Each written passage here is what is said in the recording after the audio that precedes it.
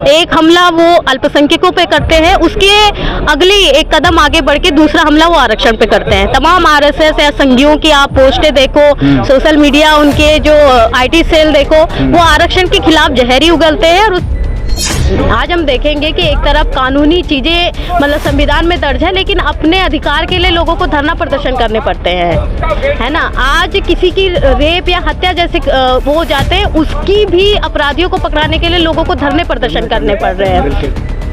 और जब हम कहते हैं महिलाओं को कि आधी आबादी उसको कहते हैं कि देश की आधी आबादी महिला आबादी बनती है, इतने साल लग गए 33% आरक्षण में, उसमें भी 10 तरह के मतलब वो है, मतलब एक तरह से क्या कहते हैं कि जो बैरिगेड्स लगाए हुए हैं, है ना। तो जो बात पहले भी आई थी कि अगर महिलाएं 50% है तो 50% आरक्षण हो, और उसमें भी किस वर्ग की, किस समुदाय की कितनी भागीदारी है उसके हिसाब से तय हो। क्योंकि अक्सर हमने देखा है कि गाँव में जब भी इस तरह की चीज़ें होती है तो जो समाज का दबंग वर्ग है, जिसका अपना एक वर्चस्व बनता है, जो वर्चस्वकारी लोग हैं, वही इसके मजे लूट लेते हैं। जो दलित पिछड़ा समाज है वो तो पीछे ही छूट जाता है।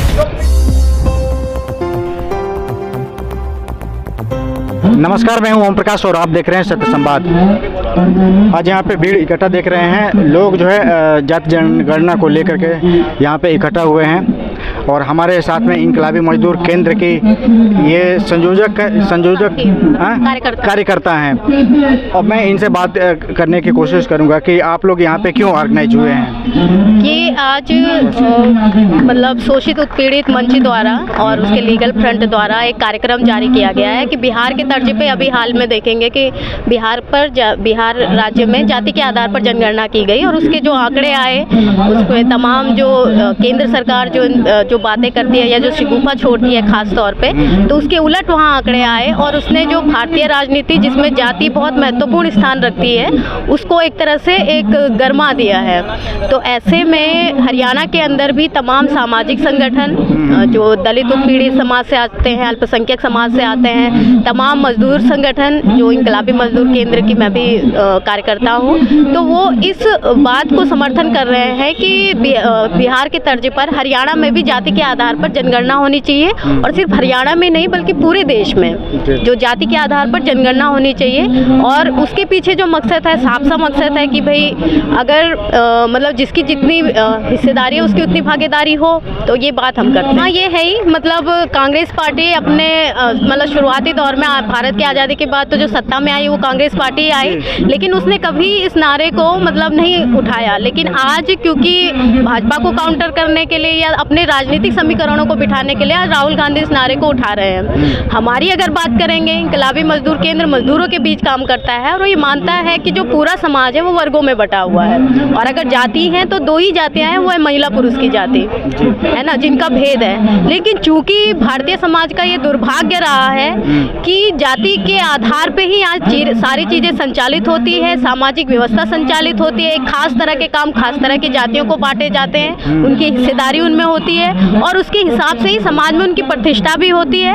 और अलग अलग, चाहे वो शिक्षा का क्षेत्र है, चाहे वो राजनीति का क्षेत्र है, या तमाम ऐसी चीज़ें हैं, उनमें उनकी भागीदारी भी कहीं ना कहीं उनकी जाति के आधार पर तय होती है। लंबे समय तक जो दलित उत्पीड़ित शोषित जो लोग थे वो शिक्षा से वंचित रहे, तमाम अधिकारों से वंचित रहे, और लगभग आज़ादी के बाद कम से कम कानूनी तौर पर उनको कुछ मतलब अधिकार हासिल हुए। जी, है ना। अभी आपने देखा होगा कि चाहे करणी सेना हो, चाहे तमाम जो सवर्ण जो सेना है, तो चाहे तमाम तथाकथित सवर्ण लोग कह सकते हैं, वो लोग ये जो SC/ST एक्ट है इसको खत्म करने के लिए, या फिर रिजर्वेशन है उसको खत्म करने के लिए सड़कों पर उतरते हैं। हाँ, बिल्कुल ठीक बात है। जैसे जो बात पहले भी आई थी कि जब भाजपा RSS को मुस्लिम कम्युनिटी से लड़ना हो तो तब उसके लिए भारत के अंदर जो तमाम जातियां हैं वो हिंदू बन जाती हैं। लेकिन जैसे ही एक हमला वो अल्पसंख्यकों पे करते हैं, उसके अगली एक कदम आगे बढ़ के दूसरा हमला वो आरक्षण पे करते हैं। तमाम RSS या संघियों की आप पोस्टें देखो, सोशल मीडिया उनके जो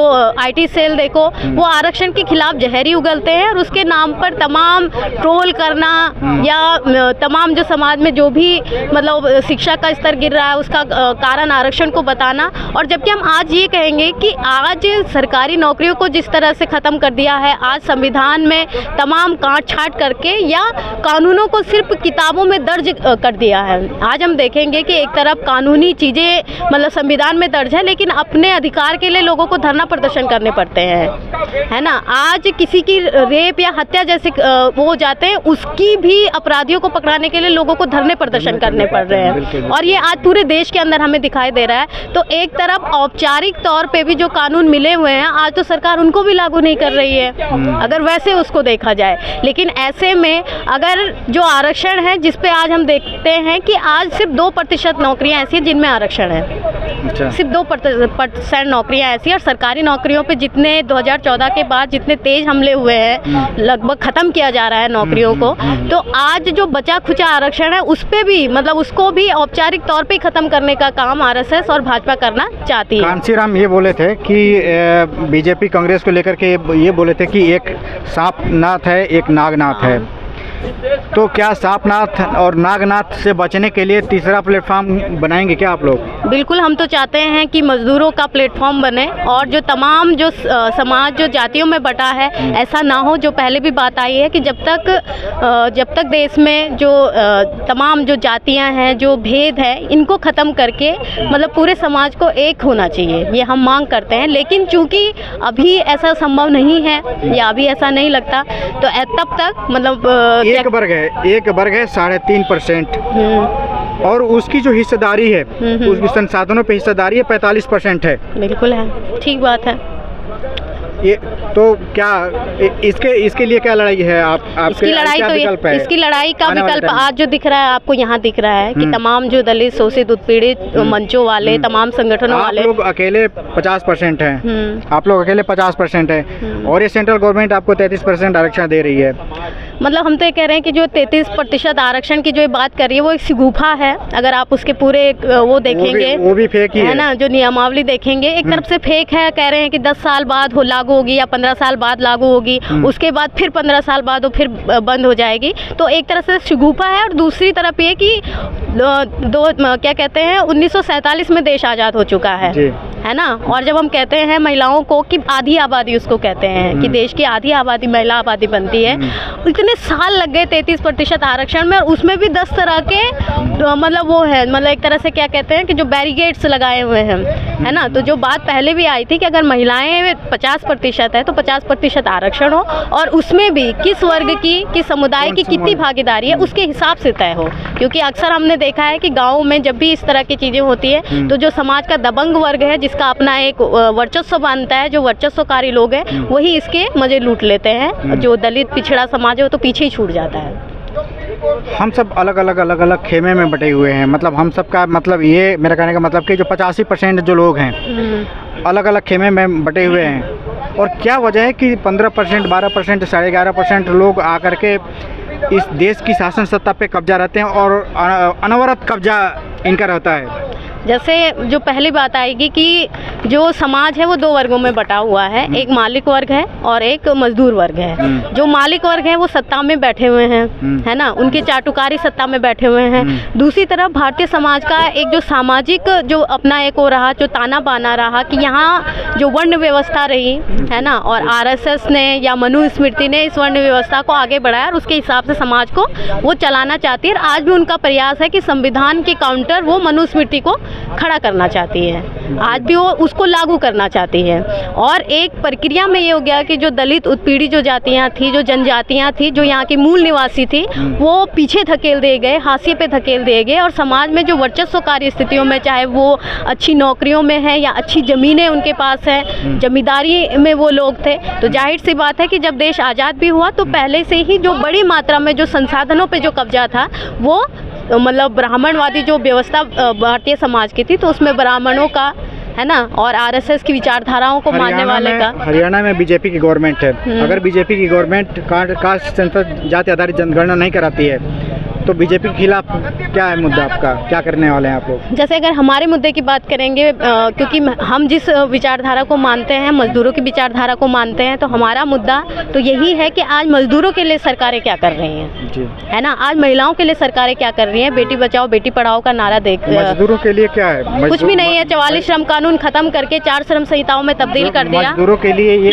कि जो ग्रेड है, जो गवर्नमेंट जो ग्रेड देती है, वो ग्रेड भी नहीं मिल रहा है। नहीं मिल रहा है। आप 10,500 का ग्रेड है जो न्यूनतम वेतन है, वो हरियाणा के लिए, मतलब फरीदाबाद भी के नहीं मिल अंदर रहा है। और आपको मैं तमाम फैक्ट्रियां ऐसी दिखा दूंगी फरीदाबाद के अंदर कि जो 5,000 में भी काम करा रही हैं, 6,000 में भी काम करा रही है और 12-12 घंटे काम करा रही है। बिल्कुल। जो 3 छुट्टियां जिनको हम कहते हैं औपचारिक, 26 जनवरी, 2 अक्टूबर और 15 अगस्त, उन छुट्टियों के दिन भी कंपनी के गेट पे बाहर से ताला लगाकर अंदर मजदूरों को बंधुआ मजदूरों की तरह काम कराया जाता है। तो ये हरियाणा की स्थिति है, लेकिन सरकार आंखें मूंद करके उनको देख रही है।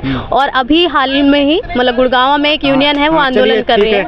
ऑल ओवर ये कहा जाए कि 2024 को लेकर के क्या राय है आपका? हमारी राय ये है कि आज मजदूर वर्ग को, आज महिलाओं को, जो मेहनत कश वर्ग की महिलाएं हैं, आज जो दलित उत्पीड़ित वर्ग है, इनको जो आज जो हिंदू के नाम पे जो वोट की राजनीति हो रही है, इसको हाशिए पे रखकर, इसको ठुकरा कर अपनी वर्गीय एकता कायम करनी होगी, अपनी शोषित उत्पीड़ित वर्ग की एकता कायम करनी होगी, अपनी मजदूर वर्ग की एकता कायम करनी होगी। और ऐसे लोग जो देश के अंदर फांसीवादी विचारधारा को पक्ष पोषण कर रहे हैं, जो हिटलर की शाही लागू करना चाहते हैं, इनको पीछे धकेलना होगा। और जाहिर सी बात है कि अभी भारतीय राजनीति क्योंकि चुनाव से तय होती है, तो चुनाव के द्वारा ही उसको कर सकते हैं। बहुत ही खूबसूरत आप देख सकते हैं, बहन ने बहुत ही मतलब बहुत ही अच्छा बात